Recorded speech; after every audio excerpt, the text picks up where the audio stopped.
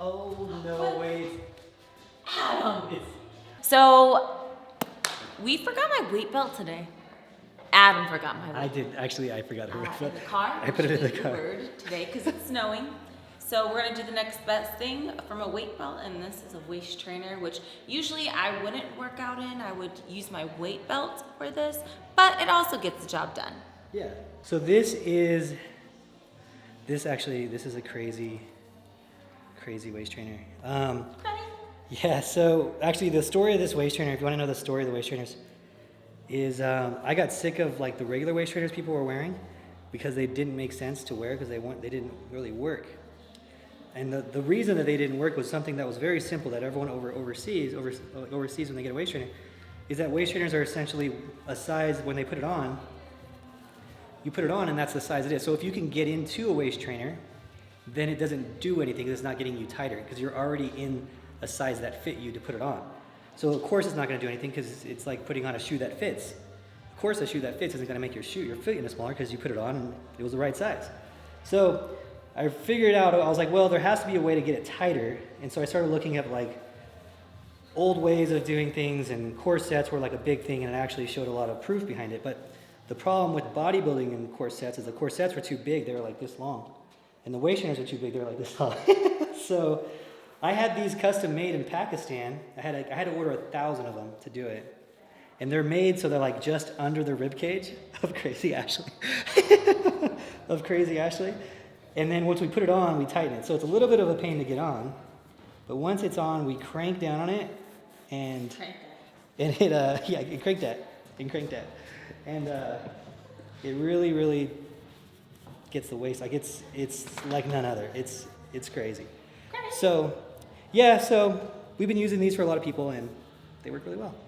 And I think a lot of people probably will ask, but why wear it during a workout? For the workout purposes. And like I said, I don't typically wear this during a workout, although you can. Usually wear a weight belt, but whether it be a weight belt or a waist trainer, people always ask, why do you wear it? And that's just to basically disengage the core so we can work the muscles that we want to on that day. Yeah. Obviously you wouldn't wear this during abs though, but I don't do it. So we put it on kind of loose. Loosey-goosey. And actually I need to get it a little bit looser still. Oh no, that's good.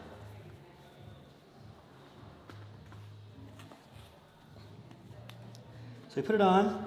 Now this is where a normal waist trainer would stop, It's kind of tight, But this is where we actually start. And then we crank on it like crazy. So now these tighten up. We can tighten up all these strings in here, bottom ones, top ones, and we can get pretty crazy with this. We're not gonna go too crazy because she's working out, but with Ashley, we can get this to close if we really want to push it, keep her in there for a few hours, and then the more we do it, the smaller the waist gets. This is just a thing of time. And this is gonna mimic our belt today, but also this is what we do to try to keep the waistline small throughout the year, and the closer she's to a show, the more she'll wear it and whatnot. Some girls wear these all the time. I don't recommend that. I actually don't recommend wearing one, period. It's just that this bodybuilding sport is a tough sport. People are going to do what they have to get their waist small. Do you think that it benefits people who wear them to bed? Because I heard of people wearing them to bed, but I'm thinking like, what good does it do if you're wearing it to bed if you're not really moving your muscles or engaging your core at all anyway? So the data on waist training is really, really like visual, right? It's only based on people who've done it and it worked. So where I like kind of look at things is the extremists who do waist trainers. Like the most extreme girl who ever wore a waist trainer was like a corset. She wore it like every day of her life and got her waist down to 13 inches, which is obviously it's not smart to do that, but it was the size of a CD. That's how small she got it. Whoa.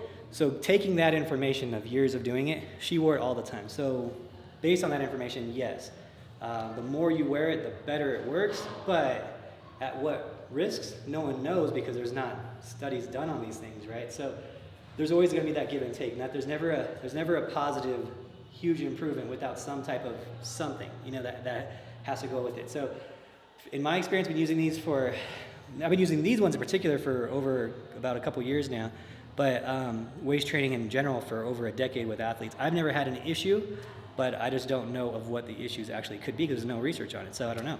So I would say wear it. I'm not a huge fan of wearing it to bed because I think it would affect your sleep, and that's more important than anything. But the more you wear it, obviously, the better it works. So that's kind of up to the person, right? So the extremists will wear it all the time. So there you go. All the time.